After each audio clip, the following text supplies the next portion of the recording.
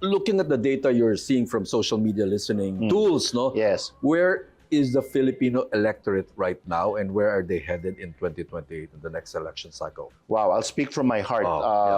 Maybe I'll start with a more emotional answer to that and maybe back it up with a little data. Yeah. But from what we're seeing, the last elections, we're not at the corner yet, but we can see the corner.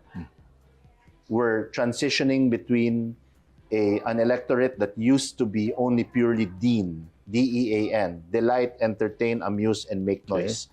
Yan ang botanteng Pilipino dati. DEAN voters. Sino yung magaling kumanta? Sino yung nakakatawa? Sino yung kwela? Yun ang boboto nila. We are slowly seeing the transition between a DEAN voter to a more substance and ramdam voter. We call it ramdam. Kasi dati, ang botanteng Pilipino, naririnig, nakikita, nakakasama sa kasiyahan, iboboto ko na. Ngayon, kailangan maramdaman ko na kung ano yung epekto nito sa buhay ko, what he or she is doing for me, and how my lives are being uplifted. Before, we were so far away from that corner.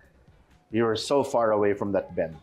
2022, it started with local. In short, you're optimistic. I am.